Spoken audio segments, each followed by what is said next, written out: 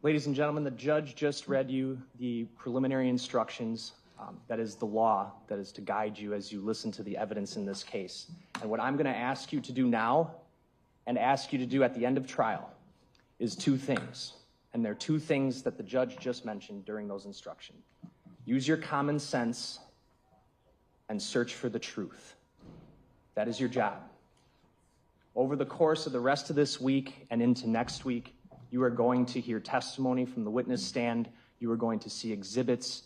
You are going to see a lot of exhibits and hear a lot of testimony. And all of it at the end is going to boil down to your ability to use your common sense and search for the truth. Your duty is to come to a fair and rational conclusion as to what the evidence shows, and that's how you do that. You apply the law given to you by the judge to the facts that you decide occurred, and decide if Maxwell Anderson is guilty of the charges brought before this court. Maxwell Anderson is charged with 4 crimes that have just been defined to you, related to the disappearance and murder of 19-year-old Sade Robinson that occurred on the night of April 1st, 2024 into April 2nd, 2024. Sade Robinson was a 19-year-old young woman. She had an apartment on the Lower East Side, 1858 North Commerce. She was in school. She worked a job. She worked at Pizza Shuttle on the Lower East Side. She was everything that you would expect a 19-year-old girl to be. That day, April 1st, 2024, Sade Robinson went to work at Pizza Shuttle like any other day, and she made plans to meet up with the defendant, Maxwell Anderson, that evening after work. And she wouldn't know it at the time that she left her apartment that morning, but she would never return. Sade and Maxwell Anderson met up for dinner and drinks at the Twisted Fisherman restaurant in Milwaukee. They then went to Duke's Bar on Water Street, and then they went back to Maxwell Anderson's house on the south side of Milwaukee around 9:20 in the evening on April 1st. After leaving Duke's and going to the defendant's house, Sade would never be seen alive again. That night, she was murdered by Maxwell Anderson. Her body was dismembered by Maxwell Anderson in a vicious and gruesome manner.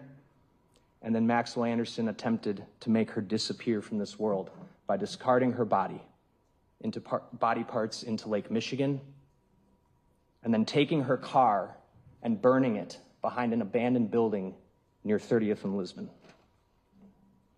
The evidence in this case is going to prove beyond a reasonable doubt that Maxwell Anderson intentionally killed Sade Robinson and then sought to have her disappear from this world. He cut up her body, tried to get rid of her body parts, and tried to cover it up in any way that he could. For doing this, he has been charged with 4 crimes: first-degree intentional homicide, mutilation of a corpse, arson of property for burning the car, and hiding a corpse. The evidence in this case, the testimony you're going to hear, is going to be voluminous. The judge just told you you're going to be allowed to take notes throughout the course of this trial. I would strongly encourage that you do that. The reason for that is so that when you're back there deliberating at the end of this trial, you're able to look back and understand the significance of things that you heard and remember it, because there will be a lot. So I would encourage you to do so. But at the end of this trial, the evidence will establish that Maxwell Anderson is the one who killed and dismembered Sade Robinson, and it'll prove him guilty of those 4 crimes. This is my opportunity to summarize the evidence so that you have sort of a roadmap as the trial progresses, and so you understand the context of what you're hearing about when you hear about it. You are first going to hear about April 2nd, 2024. Around 5:20 in the evening, the Milwaukee County Sheriff's Office and the Cudahy Police Department were dispatched to the shores of Lake Michigan near Warnemont Park. It was a particularly rainy day. The weather was pretty nasty that day, and two young men were walking the shores of Warnemont Park, and they found a human leg, and they called 911. That leg that they found would later be confirmed through DNA testing to be the leg of Sade Robinson. The leg was found down a large bluff at the park on the coastline of Lake Michigan. It's a very secluded location. You are going to see ample amount of photographs of that location.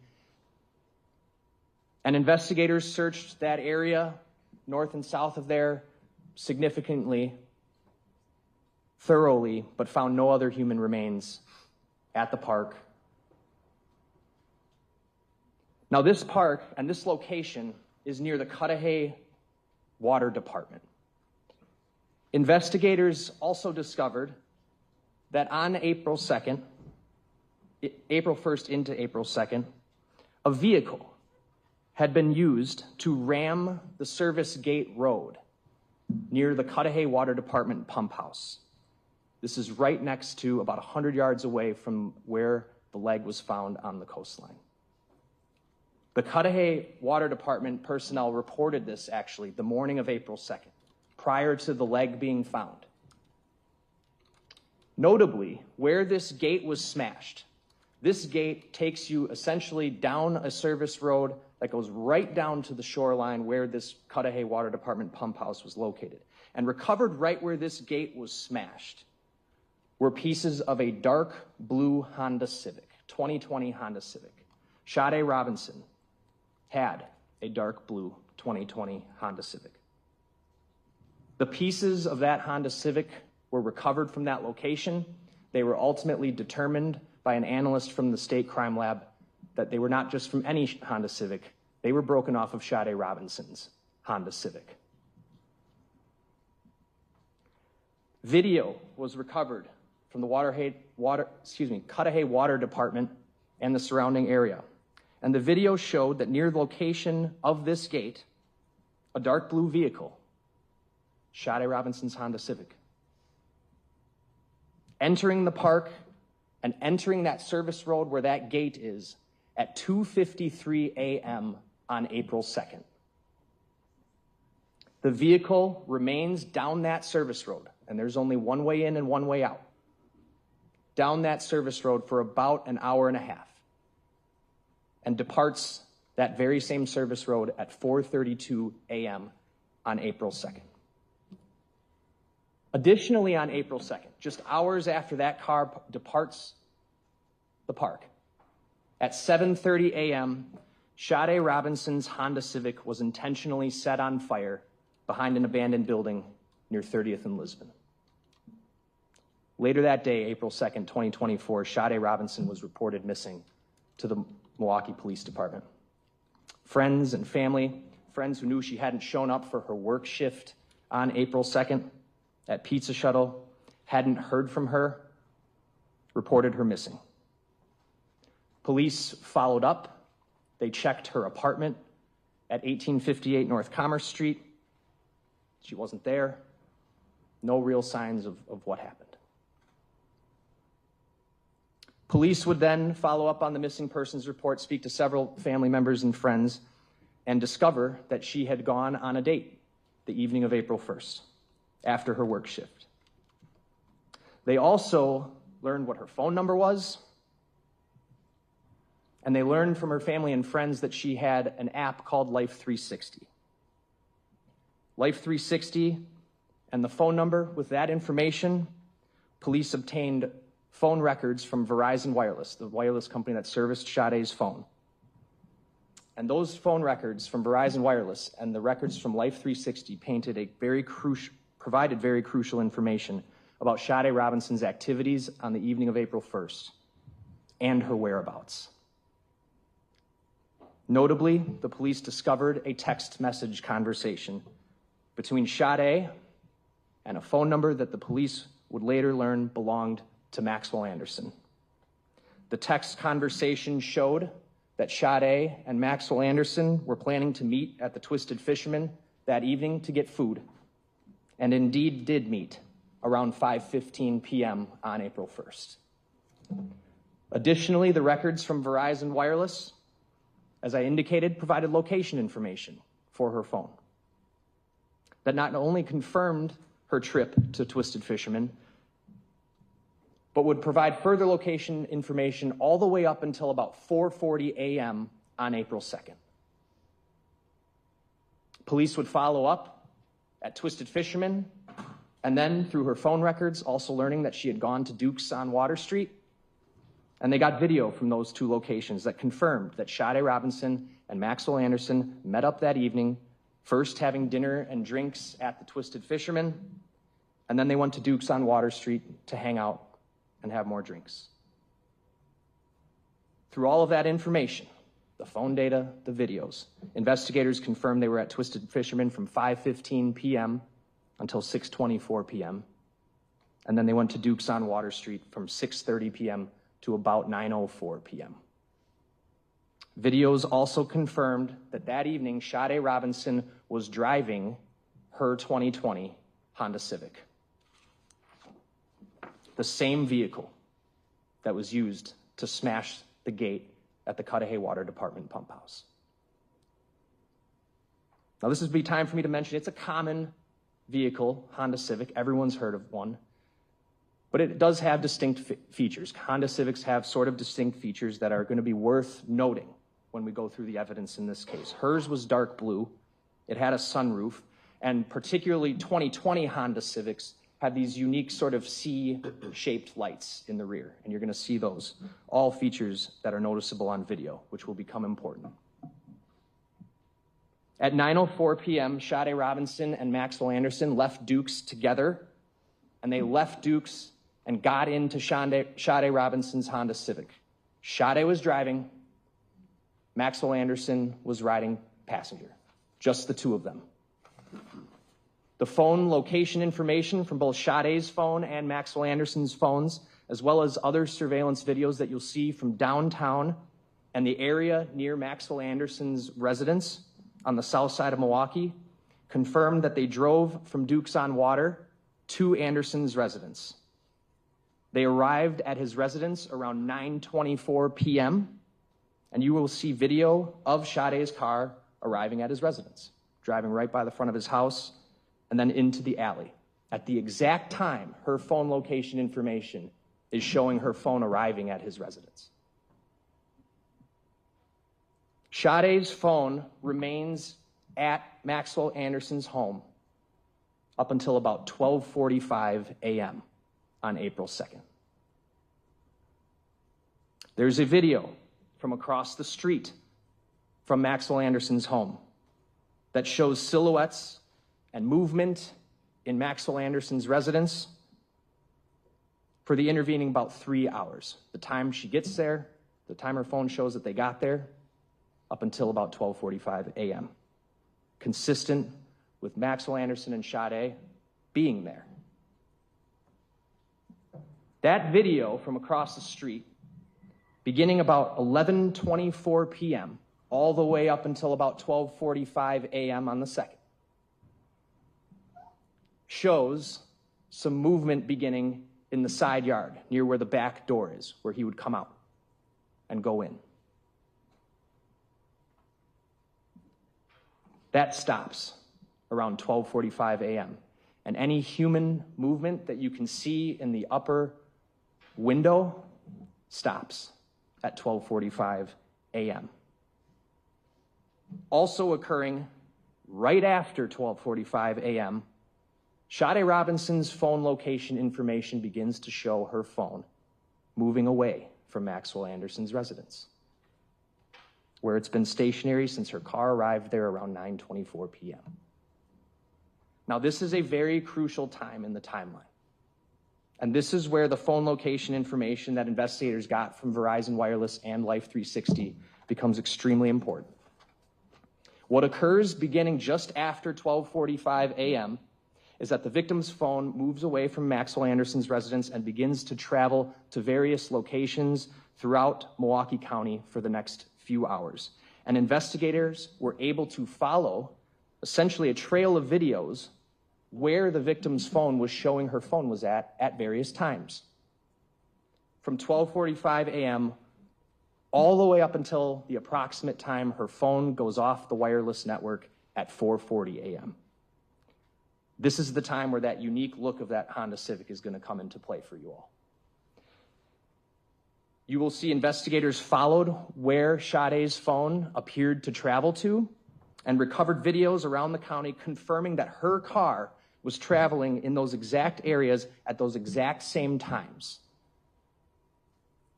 So when the phone starts moving away from her residence just after 12:45 a.m., the records show her car driving northbound near 35th Street. Videos pick her car up driving in that exact direction. The phone then ends up downtown around 1 a.m. A camera downtown that actually is a license plate reader camera captures her plate downtown just after 1 a.m. The phone then travels up into the River West neighborhood, where it remains until about 2 a.m., where cameras capture it again. It then leaves River West and heads westbound down Capitol Drive just after 2 a.m., where cameras catch it again. It then doubles back eastbound on Capitol Drive, where cameras catch it again. And the records show it appears to get on the interstate and travel southbound towards and through downtown Milwaukee, and ultimately appear to exit the interstate just around 2:40 a.m., where cameras capture it again. The phone then, after exiting the interstate near College Avenue, heads east in the direction of Warnemont Park. Also captured by a trail of videos. And then by 2:53 a.m., video shows the Honda Civic arriving at Warnemont Park, which is the video I described before of the car smashing the pump house gate. Sade's phone shows her phone records show that her phone remained at Warnemont Park for about an hour and a half, the same amount of time that the car remained down that pump house road from the video. And in that time, police recovered video from that Cudahy Water Department pump house that overlooks Lake Michigan. That video, it's nighttime, it's dark, but it paints a telling tale. It shows, just after that car arrives, a silhouette of a person descending the bluffs near the coastline of Warnemont Park, near the Cudahy Water Department, where Sade Robinson's leg would later be found on April 2nd. That person, the evidence is going to show you, is Maxwell Anderson. This is the time where Sade's body was intentionally discarded into the lake after being dismembered. By this time, Sade is deceased, and Maxwell Anderson, using her own car, is trying to make her disappear. That video from the pump house confirms that he is down there for about an hour and a half before departing the pump house and departing Warnemont Park in her car around 4:30 a.m., which is exactly what the phone records show. Shortly after that, as the phone moves north, it goes off the network around 4:40 a.m. as it heads north into St. Francis towards downtown.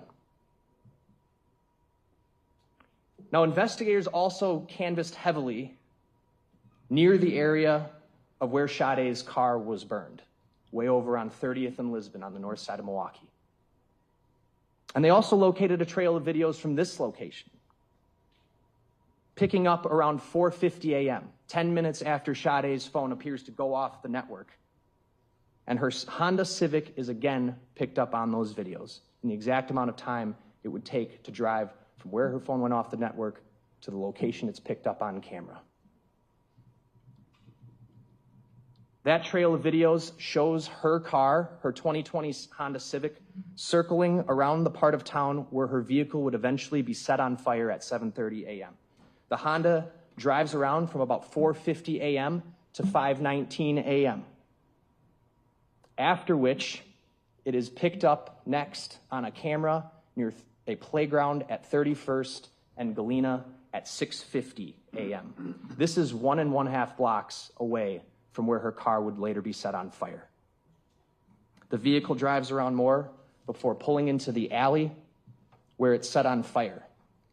Police located video from a liquor store and a Milwaukee County Transit bus that depicts the time the vehicle fire was set.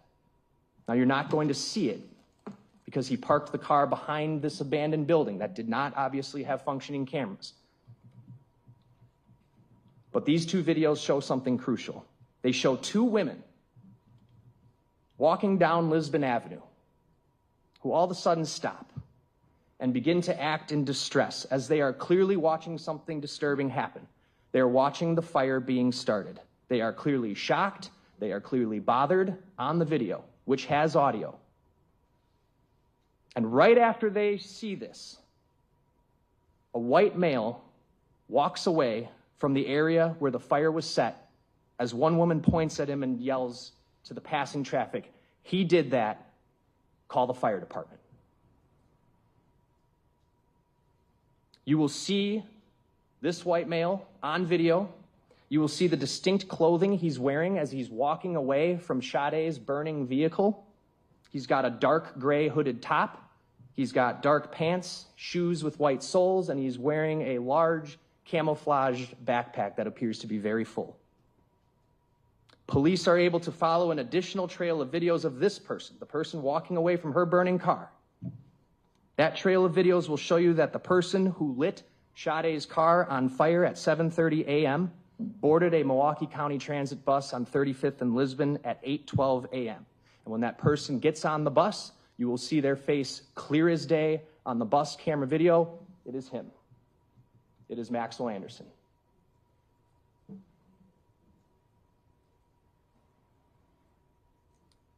He then takes the bus southbound on 35th Street and gets off the bus just blocks from his house. You will see that same vehicle, or that same video from across the street from his house that I mentioned before, showing him walking in his back door at 4:30 a.m., or excuse me, 8:43 a.m., right after he gets off the bus. These videos will prove that Maxwell Anderson lit Sade's car on fire, that no one else was with him. He did it behind an abandoned building in a part of town far from his home. Now, you're also going to hear that when police saturated the area, as well as family and friends who were not giving up on trying to figure out what happened to Sade, saturated the area where the car was burned, looking for any clues as to what happened to her. During these searches, family, friends, and police found Sade Robinson's other leg and other foot scattered and severed into pieces near that playground at 31st and Galena, just a block and a half away from where her car was set on fire. You will then hear that on April 18th, Sade's torso was discovered, having washed ashore on Lake Michigan in South Milwaukee. Sade's head had been intentionally cut off of her torso.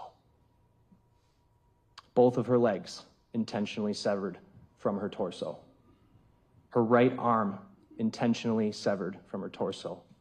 Her right breast intentionally cut off her torso. The torso was seriously decomposed, but identifying features confirmed it to be Sade. On May 11th, 2024, Sade's right arm was discovered having washed ashore on the shores of Waukegan, Illinois, severely decomposed.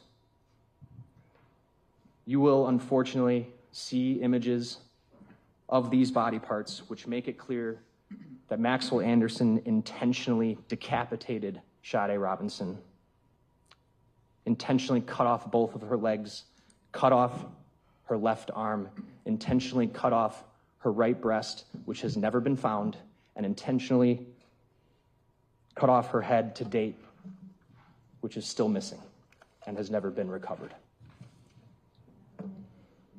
While horribly gruesome, this will show you the intent behind what happened to Sade and the intent behind making sure she was disposed of from this world.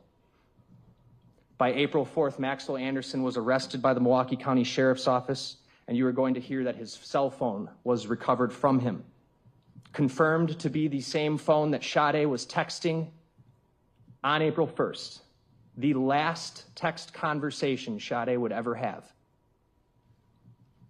Police searched Maxwell Anderson's phone. They searched his residence, trying in any way to learn more information about what happened to Sade. And while police did not locate any kind of gory scene in the residence, they located telling information in his residence and in his phone, including photos of Sade where she is laying on Maxwell Anderson's couch, face down, with his hand grabbing her right breast. And another photo of Sade's pants and her underwear being pulled off her body. The same pants and underwear that you're going to see that she was wearing on video when she went out with him that night on April 1st. And police actually find those pants and underwear in the trunk of her car after it had been burned. You will also hear from police who searched the area around Maxwell Anderson's residence and who recovered the dark gray sweatshirt that Maxwell Anderson was wearing during the time he lit Sade's vehicle on fire. You will see it's clearly visible on the bus video of him getting on the bus where his face is visible. And you're going to hear that hoodie had Maxwell Anderson's DNA on it and Sade's DNA on it. Additionally, you are going to hear from the medical examiner who examined the body parts that were recovered and was able to conclude that Sade's body was intentionally cut into pieces after her death. The medical examiner will describe the wounds to the body and what she noticed that showed the intentional severing of limbs, including the intentional severing of Sade's head. You are also going to hear and see evidence that the shores of Warnemont Park, where Sade Robinson's leg was found, were not unfamiliar to Maxwell Anderson. It was a place he knew well. It was a place he had taken a prior girlfriend to before, and that he called his secret beach. That's the location where Sade Robinson was discarded into Lake Michigan. It was a place he was familiar with and had taken a prior girlfriend to before. In total, what the evidence in this case is going to show is that Maxwell Anderson murdered Sade Robinson the night of April 1st into April 2nd. He then brutally and callously cut her apart, disposed of her body parts, and burned her car. Maxwell Anderson was the last person to text with Sade Robinson. He was the last person to be in public with Sade Robinson. He was the last person to have Sade Robinson's car. He was the last person to be with Sade Robinson. And the evidence will show that he is responsible for Sade's death. You will see, the evidence will show that what happened to Sade Robinson that night was not an accident. One does not end up going out to dinner and then going out for drinks on Water Street for a good time to being dead and cut up into pieces and discarded into Lake Michigan unless someone intends for that to happen. That's what the evidence will show happened to Sade Robinson. And the evidence will show Maxwell Anderson is responsible. At the end of this trial, I'm going to come back before you and again ask you to do what I asked you to do from the beginning, to use your common sense and search for the truth. And if you do those two things, you will find the defendant guilty. Defense.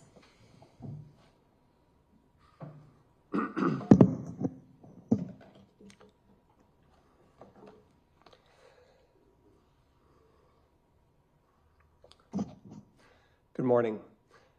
The state began by using the phrase common sense. You heard it yesterday during jury selection, and you heard it again today in the state's opening.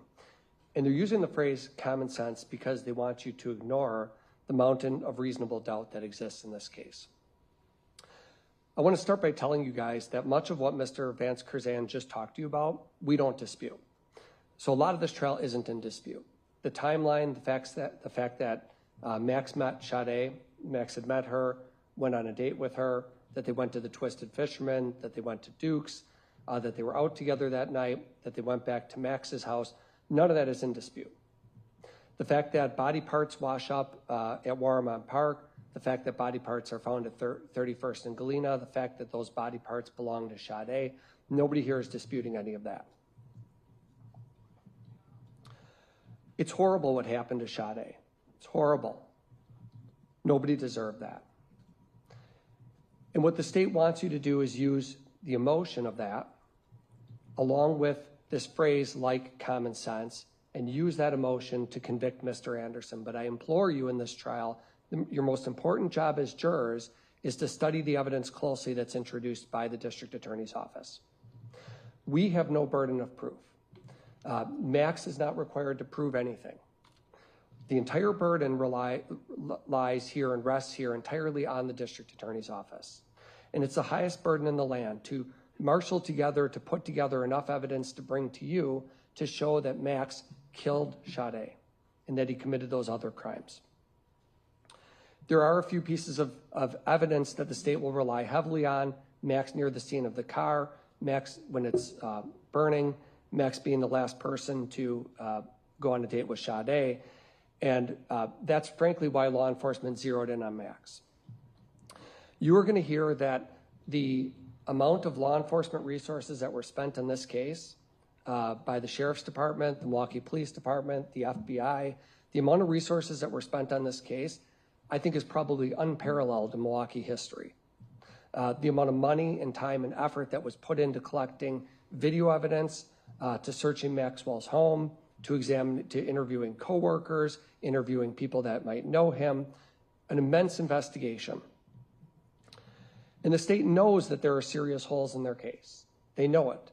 They know that there's reasonable doubt, and that's why they're coming at you with this phrase, like common sense. So let's talk about that. There is absolutely no reason for Max to commit a crime like this. What you're going to hear in this trial is that Max and Sade lined up a date together like any couple of youngsters do, and they lined up a date at Twisted Fisherman. This is a place that Max used to work. You'll hear that they went there, they had dinner, and it was an ordinary evening. From Twisted Fisherman, as the state just told you, they went to Duke's. This is another place where Max is known. There was no secret place that Max took Sade that night, nowhere that anybody wouldn't have known him or recognized him. These are former places he worked and coworkers that he interacted with. And what I didn't hear was the theory of why Max did this, how Max did this, but I think what I heard in opening just now is that Max must have done this at his home. That seems to be the theory. Max brought Sade back to his home and killed her. Why? It's a normal date. You'll see them on camera footage leaving Duke's. You'll see them, Sade driving back to his place. You'll see them going there. In this timeline you were just given, I don't know how many witnesses they're going to call throughout this trial to put in this video or that video, but one thing you'll see throughout this is that we don't dispute any of that timeline, that they went out together and went back to Max's house, but that doesn't mean he killed her. How did he do it, and why did he do it? Why would he ever do something like that? If Max killed Sade in his home, if it happened in that location, as I think they're offering to you, there would be a mountain of DNA evidence.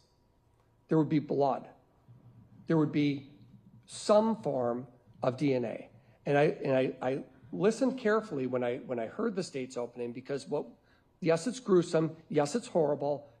Nobody deserves it. But what was glaringly missing from what I heard was any discussion about DNA evidence. We have a crime lab in the state, law enforcement agencies that are tasked with collecting evidence from locations.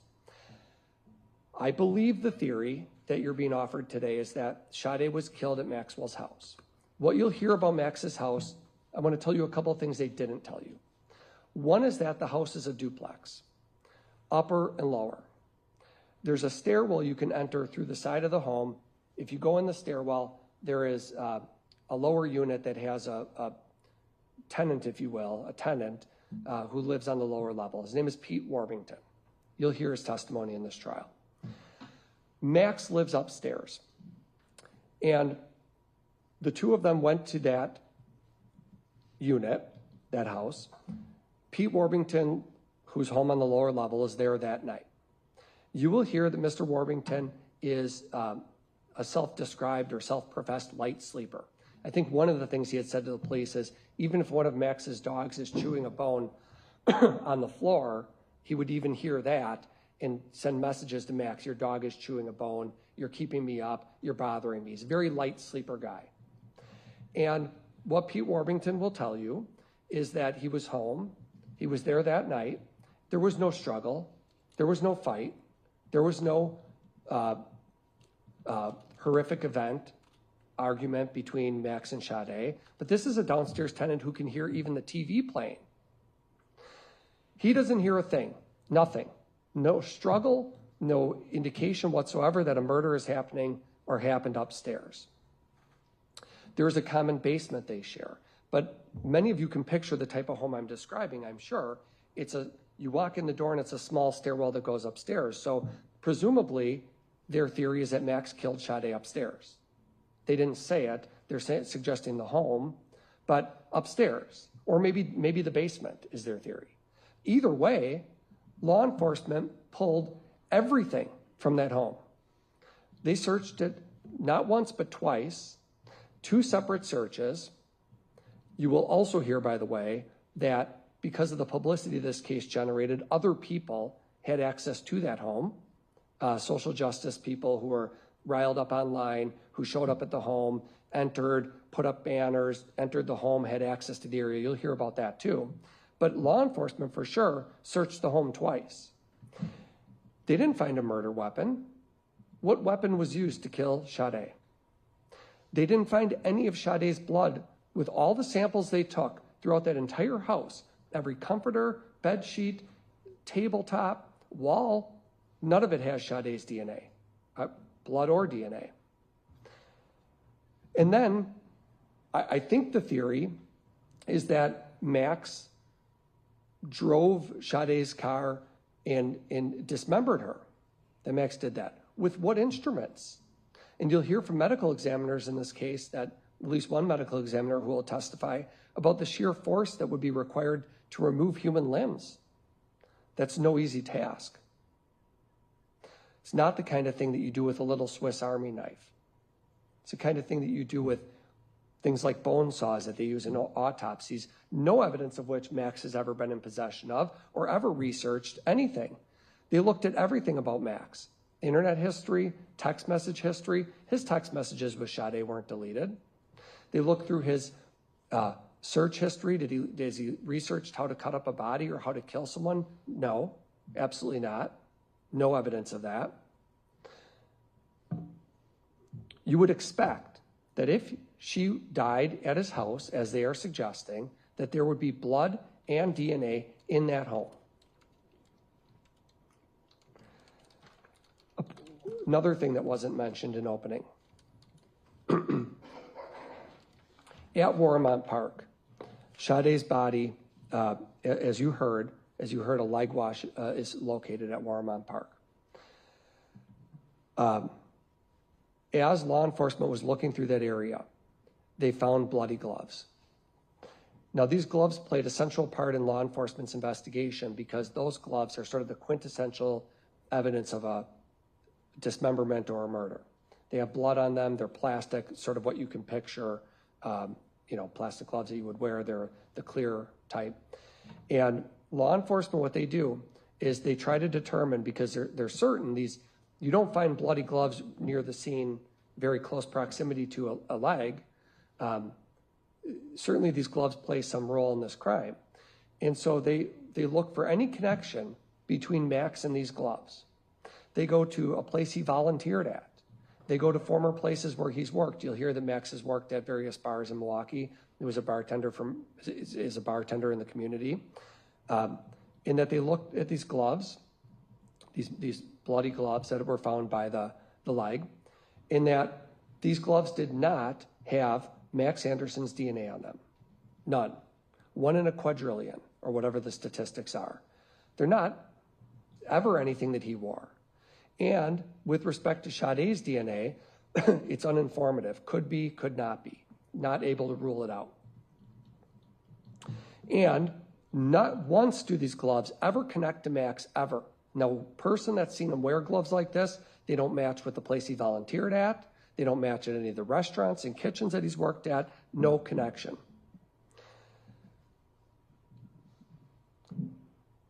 Sade's burning car. We know that the car is lit on fire near 30th in Lisbon or 31st in Lisbon, and you'll do with that what you will. I'll say this. The question is going to be, did Max light that car on fire? That's how you get to guilty or not guilty on the arson. Was Max the one who lit that car on fire? I find it interesting, and I hope you will too, that when we look at DNA evidence and we think about the importance of that type of evidence, the reason why it's so crucial is because we know from our human experiences that people can be wrong. We know people can be mistaken. We know that people can believe they saw something when they didn't see something. So I'm going to ask you, all of you, to implore you, study the evidence closely. When you're done with this trial and you take this back in the jury room, study everything very, very closely with a fine-tooth comb. Because eyewitnesses can be wrong, but the way we either prove or disprove it is we collect DNA swabs and we send things to our crime lab and we test them to see, does this link the person to an item? There is no accelerant or flammable liquid that connects to Max, nothing from his clothes where they can say, oh, this jacket he wore had gasoline or lighter fluid on it. But most significantly, they swabbed the exterior door handle of Sade Robinson's car. Her DNA is on her exterior door handle. Max's DNA is not. This is the same car that is burning in that area of 31st in Lisbon. And a person can be, we know from jury selection, in the wrong place at the wrong time. So what of all this video evidence that you just heard about in opening? That there's, and I told you as well, hundreds of hours of video footage that's pulled from Capitol Drive, Lisbon. Interestingly, you will hear, as Mr. Vance Curzan just told you, that when Sade left Max's house, her car actually went to Commerce Street in the Lower East Side, actually right past where she lives. You'll hear that. But what's important about the video evidence, all the footage that they pulled from every, and you'll learn a lot in this trial, the amount of cameras as you can imagine exist, double it or triple it, what you might think is out there. Poll cams that the Milwaukee Police Department keeps throughout the city. Ring doorbells you'd never know are hidden in a certain spot. Convenience stores that have a camera on the side. All of this video, all the hundreds of hours of video of when Sade's, and I say 100-hour collectively because what you're talking about is all these videos that go back hours and they examine all of them. Not one time on any of the video footage do you ever see Max Anderson driving Sade Robinson's Civic, ever. You can see the car, but you can't ever conclude that he is the one who is driving this vehicle. It's a pure speculation. And his phone never leaves his house after Sade goes home.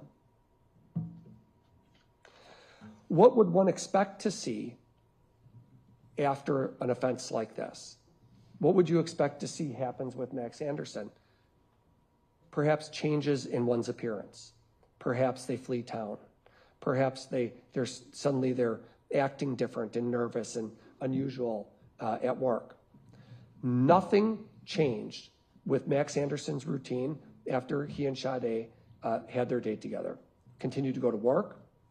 You'll hear from coworkers managers and coworkers that saw him. He continued going to his jobs. He didn't change his appearance. He didn't cut his hair. He didn't concoct some plan to leave town. He didn't try to talk to the downstairs tenant to concoct stories. None of that. And that's because he wasn't responsible for any of this. There would be no reason for him to do those things.